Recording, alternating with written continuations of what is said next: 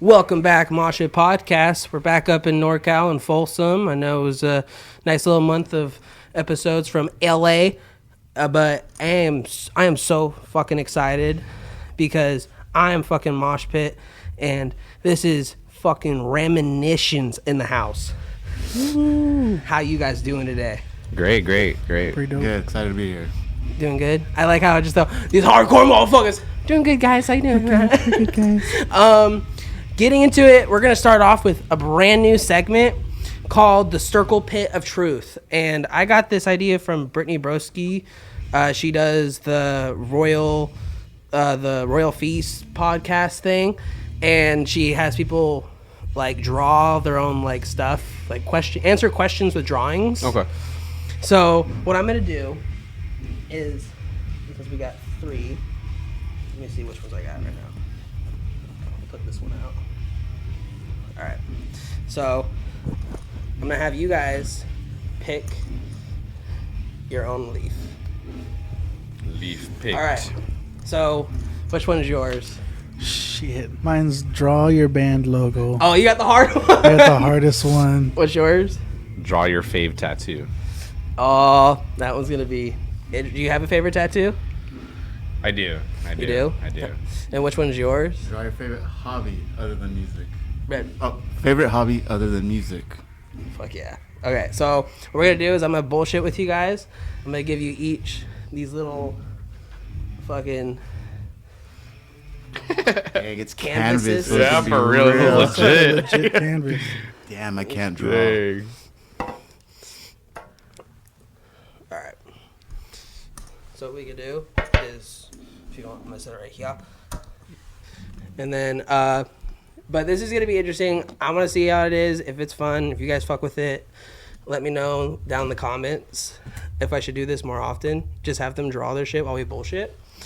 But you guys, was it last night or I think it was last night you guys dropped Misery Eternal Part 2? Yeah, correct. Yeah. I want to hear about the making of that album, plus Pink Cocaine music video is definitely like this different feel to it, and I loved it so much. What was like, did you have like this inspiration to have it set in like this pink room and all this shit? No, it was kind of man, this is hard. Okay. I know. Here, what we'll do is we'll set it right here. For sure. And then I like that. Okay. So for that one, it was kind of like a lot of things had to happen like one after the other for us to even get to that point, because I had done a guest feature for Iron Rule, like in that same warehouse where they shoot different like sceneries, and I had like been kind of walking around. I was just like a little nosy, and I found that pink room, and I was just like, man, like how hard would it be to do just like a mean ass song in a whole ass pink room? But we didn't have like a song written or anything that kind of like made sense yet. But I'd probably say like last year is when I had heard about Pink Cocaine, and I was just like, man, like that's kind of weird, like especially because we had just written like a song that was gonna be kind of like Breaking Bad influenced, and I was like, they got blue meth and they got pink cocaine. So once that kind of clicked in my mind that I was just like, we should do Pink Cocaine and then do it in the pink room, it just kind of all came together like it's like a domino effect. It was crazy. fuck yeah. And did you like name it like Pink Cocaine after the whole like, was it the Diddy shit? No, but way before that. Before yeah, that yeah, shit? yeah. Way before that. That's why, because it was this. Yes, actually. Yes, we did. But it was probably last year when I had decided that I wanted to do a song called Pink Cocaine, and it was just like a news that like, what would you say, like a breaking news thing that I had seen on YouTube. So I just thought like that would intrigue people to be like, what is that? Like, why is it pink? You know, and they want to check out the song. Yeah. Why is it pink? Yeah. It's also interesting too because there's a lot of like news headlines about pink cocaine now. So like people look that up and then they see your song and then they listen to it and they're like, oh shit, this fucking goes hard. Exactly. And that's kind of like what happened in the first coming days. It was kind of like how all of our songs kind of do, you know, just once people start putting it on their playlist or start sharing it, it kind of gets traction. But there was just this random day where we got like a sudden burst in views, and it was just right after the whole Liam Payne thing and then the Diddy thing, like all kind of like at once. And I'm sure on YouTube it's like people are just like pink cocaine, like what is that, you know? So that was kind of random to happen. Fuck yeah. I know you love your metal memes. Tell me individually, what are your guys' favorite metal memes? Honestly, I think the ones that are the funniest ones are the ones where where the comments kind of crack me up. Those ones kind of catch me off guard. Sometimes I'll post, you know, people just getting beat up in the mosh pit, and it's just hilarious in the comments, like the things that people come up with. I can't think of one on the top of my head, but sometimes they got me in tears for sure. Fuck yeah. I just always like the ones where like someone's getting knocked out and like right when they get hit, the song just like goes hard with it. It just matches lines with it perfectly. I was gonna say that same one. There's one that's on our Instagram that's like pinned, and it's got like million views or something like, or likes or something like that. But it's like some chicks get like hit by a ball or something like that right as the breakdown starts. I just saw one recently of these fans were like going over the barrier, and this guy was standing right in the middle of this, like, because you know at festivals they have the barriers and they have this like pathway to run all the lines and everything. Right. He was standing right in the middle with all the lines guard, and this guy throws this like gated barricade thing over, and it just boom. Oh, man. But yeah, I love all your Breakdown King memes and everything like that. It's just, I repost a lot of them too. Yeah, because I be seeing them shits and I'm just like, damn, this motherfucker knows how to promote because I'm sharing this shit. No, it's honestly a trip. Like you never know, like until you try. Like LZ, for example, like just recently, I would probably say for the last couple of months, he's been doing like so much more content than I think he has like in any of his bands before. Just like he's posting them on TikTok, he's posting them on Instagram, and he got like 1,000 followers, you know. And so like in the beginning, like you might be discouraged because you might get like 2-5 likes, you know, sometimes, but then sometimes you hit like it's just random. Like you just got to put in the work though, you know. It's the random ones that you never really expect that hit. I always say that it's the random ones, like, because I'll be posting, because I do promos every fucking week, like sometimes every day, and you're just like, you post and you get into this grind, you're used to it, and then you're used to the same amount of like likes or comments, or sometimes a little bit, it'll hit a little bit, but then you have that one random one that you post that you didn't expect, and it just goes, and you're like, what the fuck? 100%, yeah. And I know LZ's like, he's understanding too, like the algorithm where you're kind of, you want to set something up in the, like, you don't want your video to be like too long, you want it to be like a certain, like a short length, like for like a small attention span, but like give them a reason to want to like watch that video again. So like the one that he did that did really well was this random bottle cap that he had left on his drum set, and he goes into this breakdown, the bottle cap just like flies.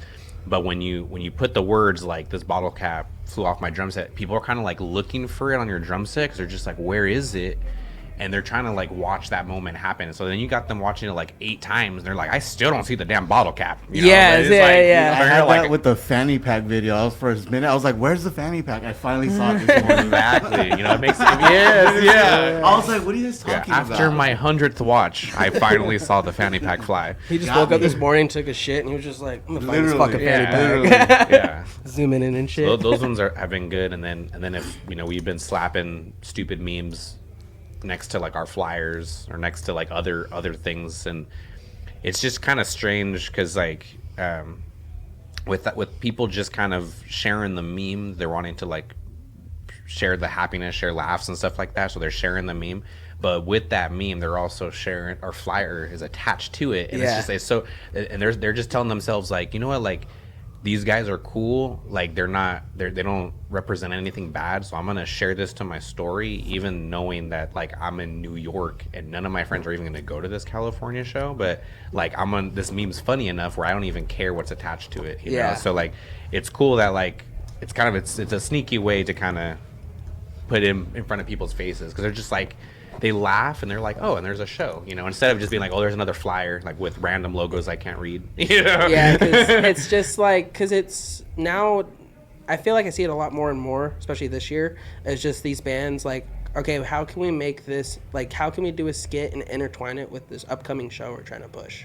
And like they do this, like they do like random things, like OMP for today's show. I think they did a thing where he was talking about it or some shit or saying something stupid, and they dragged him down the hallway. Yeah, and it's just those like silly, goofy, fun things. Like with Nerve, I like did like a whole thing at Aftershock where like I was like, I hope they play Falling Away From Me, and then I had Dylan from Nerve go, this is Nerve, and it's just them playing. That's hella funny. Because like people do that ones like that, but I've never really seen much people do it with like the actual singer of 100%. The band. Yeah. A twist. That's super twist. Because like that's the thing, is there's a whole side of the internet that thinks everyone's copying other people, but it's called a trend, you know, like you're allowed to like redo it, you're allowed to do it your own way, or you sprinkle in, add some more, take that idea and take it to the next level, you know, because you're like seeing, okay, this is a viral trend people are doing, but let me sprinkle some of myself in it, let me get Dylan like actually there, you know, and that's smart, like that's you taking something viral and then taking it to that other level, you know, like you already like the Haktua thing, anything attached to it at that time was gonna do good. It could be her doing that, and it could flip to a can of beans and people would like it. You know? That would go viral. I'd like it. Let's see how many likes this can of beans has, you know. Boom. I think my favorite promo I did this year was like when I was partnered with Aftershock, and I did like a whole thing, and I was like, and then they were like telling me how, oh, we can't fit you in the media, and people were like, oh, so you're not going to do any promos and stuff for them anymore? And I was like, no, I'm going to do promos. And they're like, it's taking a while if you do another promo for them. You're doing them a lot. And I was like, wait till my next promo. I'm going to just show Aftershock that even though I can't do and be in the media tent doing the shit, I'm going to still push their shit. Yeah, 100%. And because I still love them on shit they did for me. It was just insane. But I got like a backsplash and did like a news anchor thing where I was just like, I'm the main anchor, got like a whole suit and tie on and like talking about, oh, Aftershock's coming up next week, blah, blah, blah, blah, blah, blah. Let's see. We have Chris from Mosh Pit Podcast live at Discovery Park, going to be cut to me at Discovery Park. Just, hey, we're here. They're setting up right now. We got a lot of stuff. We got pallets over here, just random bullshitting. And then be like, back to you, Bill. And then it's just like me bullshitting again. And then I like put on like this ridiculous outfit, be like, oh, let's go to this guy for the weather. And it's just me going, it's hot as fucking hell. It's just you and you. Yeah, just me in different outfits and shit. Yeah. And like, it's just shit like that I had fun with. And it's like, no one realizes how much time goes into that too. Yes. Like it is maybe a quick 1 minute thing. Yeah. Bro, like hours. Yeah. Takes over and over again. Like, damn it, like I had it that time and I messed up in the middle, or you know. Yeah, I drove all the way from Vacaville to Sacramento just to film that little part with the background. Yeah, that was it. I drove all the way here. I could have went to a park probably, but I still went, and I even like talked to one of the security guards, and I was like, just like have me come in just like a couple feet so I can get a better angle. Hell yeah. I like the commitment. Oh yeah, I appreciate it. Full commit when it comes to these promos. I know I saw you post it. I don't know if all you guys have seen it. The When We Were Young 2025 lineup. Yes. Mm-hmm. What do you think of the lineup with it? Because I think it's Panic at the Disco's headlining with Blink 182. Mm-hmm. I think last year. Well, so technically I went to the first year, but then it got canceled because of the weather. And I was like day one, like I was so freaking excited. So I'm kind of bitter for When We Were Young altogether as a whole. But I think this last year that passed was really good. I think I didn't go, but I just saw it was really good. This one, from me posting about it, I've seen a lot of people have like mixed feelings about it. For me, just Panic at the Disco alone doing A Fever You Can't Sweat. I was like, that just album is just so good. And then of course it's just kind of like these bands doing their OG songs in its entirety. Like that's definitely like Blink-182 fans, like they're gonna bring their money. Panic at the Disco's money. It's a lot of bands that I feel like are gonna bring people that have like big pockets to spend money on merch, because it's pricey. It is so pricey. They're charging like $40-$50 for a t-shirt, but it's like why have bands for a generation that barely has enough to like buy the ticket, you know, and like especially in Vegas too, why not get like, you know, those like dad rock bands, you know, to like come in. That's what I'm thinking they're thinking. So it's kind of underwhelming for those big festivals. That's why I don't even buy merch anymore. If I'm gonna buy something, usually at the end of the tour they have a shit ton left over and they put it on their store. That makes more sense. I'm like, okay, would I go rather watch a band, enjoy myself, and not have to hold on to a t-shirt, or go sit in line for an hour to spend probably more for the same t-shirt that I could buy waiting like a month or two for them to get off tour. Because like when we're young, I think my favorite band on that lineup is Knock Loose. I just love Knock Loose in all of its entirety. Because like because first time I saw them was like it was when what's his name? He still had long hair. Oh, Brian. He still had long hair, and like they were opening, like there was like 5 people in the pit before the Arf became a big thing. And like when I ran into the drummer at Sick New World this year, I was like, dude, I haven't seen you since like you guys were small. So but like seeing the pit like grow from when I first saw them to now, I was just like, whoa. 100%. And they've been doing work too. Like they've been doing like a lot of work. It's kind of one of those things where like you see a band kind of climb the ranks like within your own lifetime, and us in bands are like, that's it's possible. You know, like you just have to kind of like really dedicate yourself to do that shit. I mean, they're just like really fucking good, so you always have you can if you're automatically really fucking good, like you're gonna get to the top. That's Knock Loose for you right there. Getting into like your music with you love to do like some Future sometimes on your music, like you've had like Taylor Barber and like some other great artists. In 2025, who would you love to have Future on your Future music? I mean, if it could be the 2026, or who would be like a dream Future of yours? I think at the moment, just because we're in the age of being viral and all that stuff. I of course, like there's like those people you're like, oh, like I would choose like one of my idols, you know, but nah, I would choose like Ronnie Radke or like Vessel. Something to throw people on. Something to just like people like, what? Why? You know, and then just or for Vessel, people would be like, people would just be like, what? I really like the chicks from Not Enough Space. Oh yeah, it's true. Lizzie and what's the other one? I think it's like Lizzie and another L. I think it's Liv. Oh, Liv and Lizzie. Yeah. I think that's what it is. I think it's double L. But yeah, I like Not Enough Space is super clever too. It's I think in their Spotify, it's at the bottom. It's like two girls, one scream, or something like that. Yeah. It's clean. It's clean though. Very clever branding wise. There's this one girl. I forgot what her band name's called, but she just like did this thing called Moancore. Oh, that is. That's Not Enough Space. It's Not Enough Space, right? Okay, I was right. We're on the same page. Yeah. Yep. Okay. See it? Yeah. See, that's the thing too. Is like in the comments, people were just like, oh, like other bands have done the moaning before, you know, and Not Enough Space is like, yeah, like we're not saying we invented it, you know, like, and then them labeling it Moancore is just like, oh, like as soon as you hear Moancore, you're like, oh, it's that band, Not Enough Space. It's like they have branded that now, like in this time, you know, so it's smart. It's so smart. Yeah, like I think would be awesome to see you collab with, which I mean, it's not out of the possibility, Tatiana from fucking Ginger. That would be crazy. That would be nuts. She is a powerhouse, dude. She's freaking just the way that she has so much control over her streams is just like, and I just like I don't know what it's like to have like what like to have a high pitched girl voice and to get it that low, like what that takes, what kind of technique that takes, because it's obviously different for me, you know, because like I can like, I can drop my voice down just like this. And then if I scream behind it, you know, like, but for her, it's probably like even harder, you know. So it's like I think it's like way more talent when it comes from a girl. It's like same thing with the lead singer from the band called Hannibal. Yes. Oh my god, when I met dude. her, because I went and did an interview with Left to Suffer at their Ace of Spades show, and then I got to hang out with fucking Hannibal and shit. And I'm just like, her size and everything, and the way she talks, like, how the fuck do you go that low, dude? I'm sitting over here struggling my ass off trying to do that shit. You're just like natural, just fucking right, and the patterns too, the riffs. Yeah. Oh my gosh, there was a band, Conquer Divide. They're still a band right now, but it's like an all-girl band, and they shred.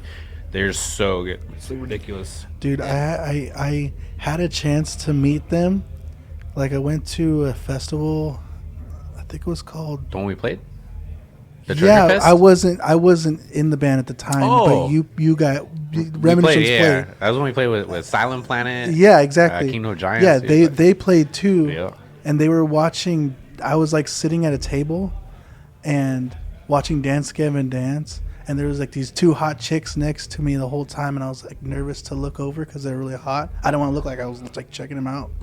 So I was just like watched the band the whole time, and then they leave, and my friend was like, "Dude, those are the Conquer Divide chicks." I was like, "Oh, I should have turned over and looked and said, what's up?" Because like all the girls are beautiful too, but they're just like breakdowns, riffs are just like I'm just like, oh my god, this is like extra hot. Yeah, right. I remember this year when I was talking to Kitty's team, and I was like trying to set up some stuff for Sick New World this year, and we couldn't set everything up, but lead singer from Kitty came out, and then she just sat and watched Primus with me, and I was just sitting there like, nice to meet you, but next to my friend, I'm looking at him like, I'm freaking the fuck out. Oh my god, now. yeah, for real, no joke. That's the crazy thing is like you find out that a lot of like musicians, like their profession is to be in front of like hundreds of people, thousands of people, in some cases even like freaking thousands and thousands of people, but they're like the shyest, most like introverted people who are like not good in conversations at all, you know? And so like I get super nervous, like even though I do what I do and I have like this attitude, like if I meet my people like in bands that I look up to, I'm just like I love you. Yeah, I remember that happened to me first time I worked here and did podcasts. It was like right at the beginning of me starting this stuff, and my buddy introduced me to Tom from Chelsea Grin. Okay. And I've been listening to him since I was like when they first started and shit. I like started like listening to Tom do all this shit, and I was just like, I was like, you have no idea right now. For real. It's those people that like bring you back to like when you were like, starting listening to hardcore and like those intro bands that you meet, and you're just like that you just start geeking the fuck out. No joke. Yeah, I think that was when I first met Garrett from Silent Planet. Like I was obsessed with Silent Planet, and he's just such a good guy. You know, he's just like preaching just such like nice stuff up on stage, putting people in tears, and then he goes into screaming in your face. And I go meet him like at the end, and I was just like, bro, all I can tell you is I love you. And he's like, I love you too. And he gives me a hug. Yeah. And I was like, I don't know what else to say. Yeah, I don't know. I just love you, dude. Yeah, I've never met you before. Oh yeah, trust me, I've had those times. I mean, I'm mainly like that with Korn because Korn's my favorite band. Oh, okay, hell yeah. I've met them. I've met Jonathan Davis like 8 times by now. Oh, okay, hell yeah. And like, but still, every time I meet it's them, just weird. It's I can't get your composure. Yeah, at all. Like they legit. Like I remember one time I was taking a photo with them, and they took the phone from me because I'm just sitting there. Yeah, for real. No joke. No joke. You can't control it. You can't control it at all. Because when Jose Mangum, remember when we were talking about that earlier about him wearing our shirt. We were in like the backstage area, like after the show that we had played with Orbit Culture that he was there at, and I'm sitting there with like the lead singer of Orbit Culture and then Jose, and I'm just this like random dude who opened for the band. Like it was just nobody.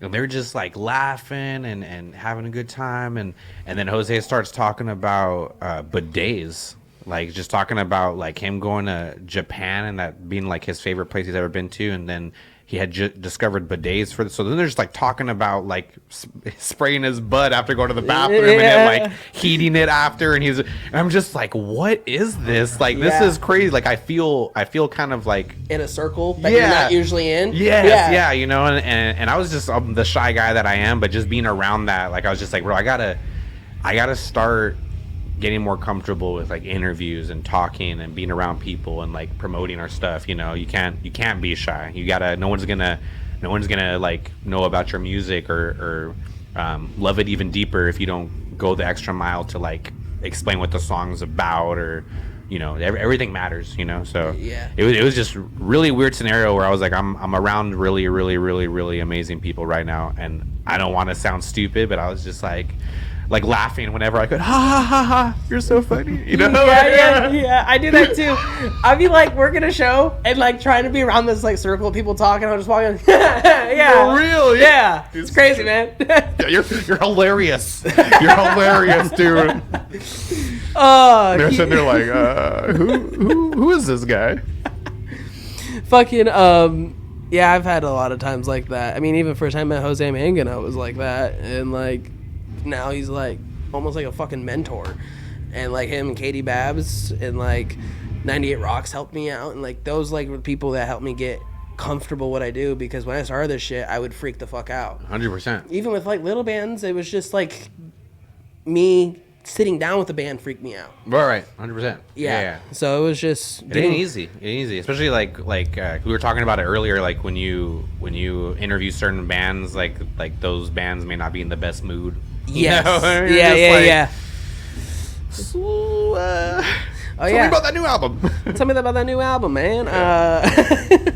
Don't yell at me, please. Yeah, you look like you want to punch me right now. You want to punch me? Punch me. Punch me in the fucking face. Getting into like talking about stories, I wanted to like get into a thing where we talk about stories that is like not concert or tour related.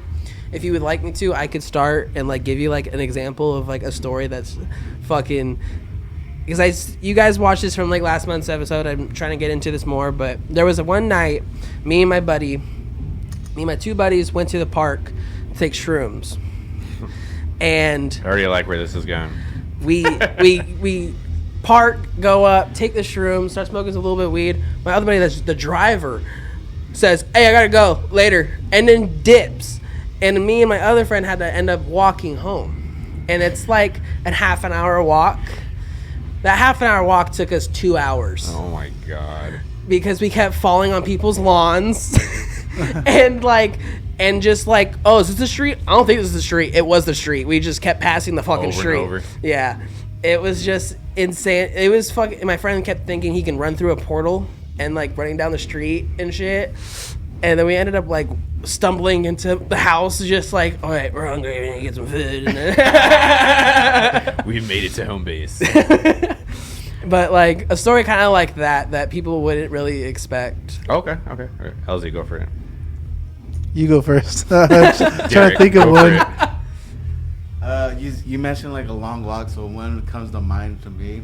Me and my buddy went to go see the band Beyond Creation. Mm-hmm. And while the opening band played, the bass player had like a 9-string fretless bass, and it blew my mind. So after they played, we're outside, but just talking with them, chatting it up, playing with the bass. We missed Beyond Creation's set.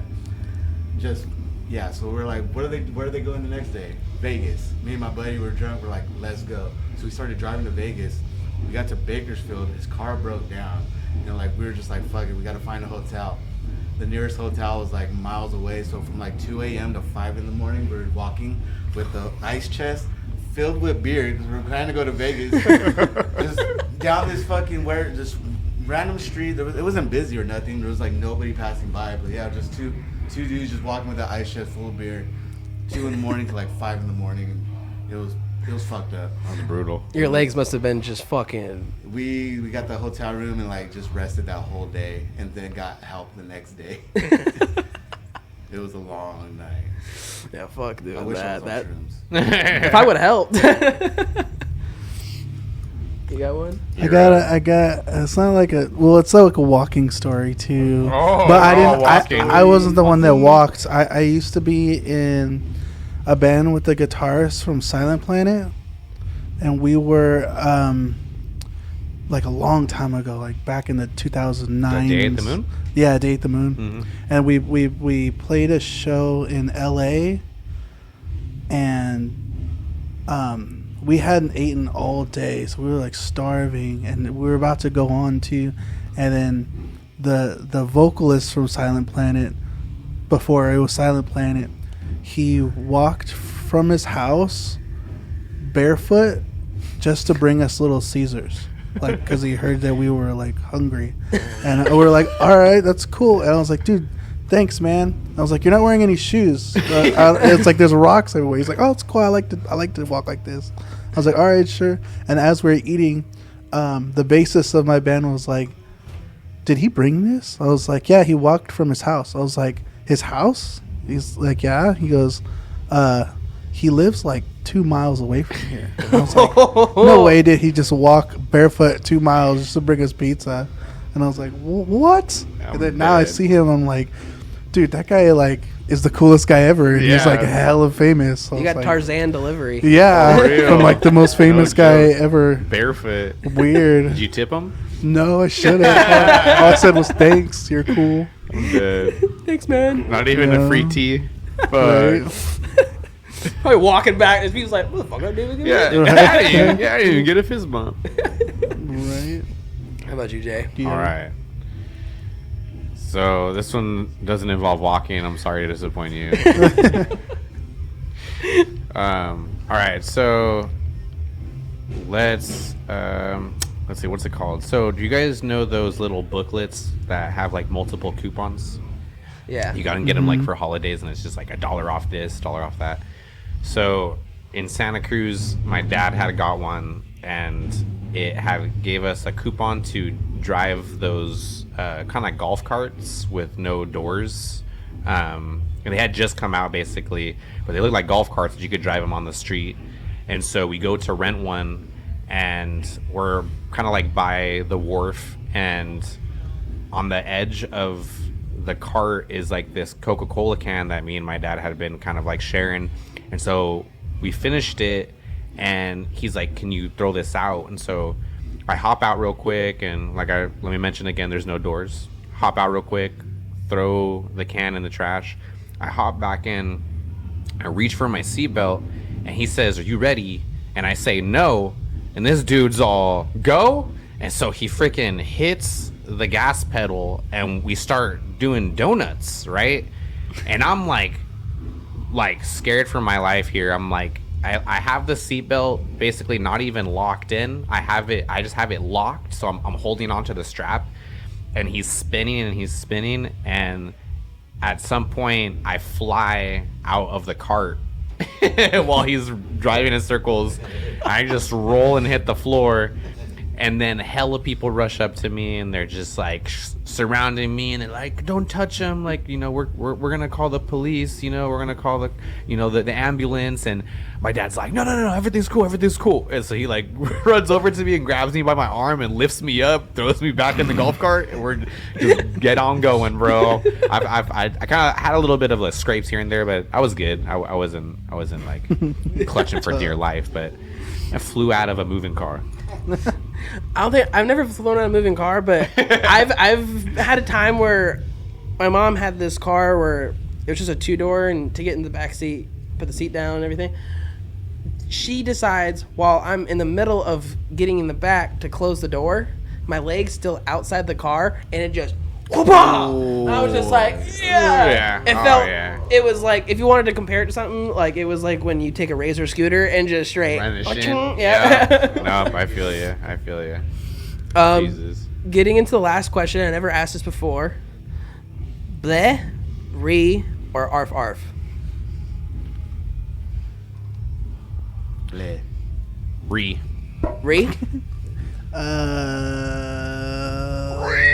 I want to say bleh, but there's been a lot of arfs in the recent years, and like I'm kind of digging the barking. Yep. I like it. You have it here, guys. Yeah. You heard it first here. We got a bleh.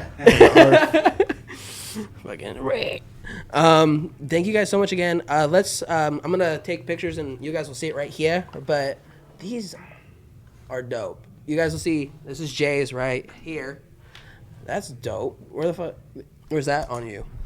Is that like on you? Like all right there. Man, you're a good artist. That's what I was thinking. I was like, man. I'll try and do it real quick so I can get to focusing on the questions. No, that's actually really good. I was like wanting to do it like way bigger too. I was expecting like little doodles. Wait, what were you supposed to? You're all. What were you supposed to draw again? They all. His. Something other hobby other than music. Oh, yep. That's definitely your hobby. That's just is perfect. definitely- That's yeah. perfect. Dude, Let's see. mine's terrible. Oh, he did the Reminitions Oh logo. God. Oh god. Hey, think we're gonna I- put that on a T-shirt now. I feel like I messed up the direction that it goes out. Oh no! I don't know if it looks goes sick. in or It out. looks sick, yeah. I think I should have, but think I we feel like should this would have been funnier. sign it and then put it on your merch table. Oh yeah. Yeah. Reminitions art. For real. Thank you guys so much again. This is awesome. A long Okay, time bro. coming. We got Breakdown Appreciate King you. and Mosh Pit together on a podcast. All Reminitions, and all their stuff will be down below. Listen to Misery Eternal Part 2 right now. And if you listen to it once, what the fuck are you doing? Listen to it again and again and again and again. Never stop listening to it because their shit goes hard. And if you like me, you'll like them. Thank you. But after all that, we'll catch you next week, Mosh Pit. Later. Later. Lay.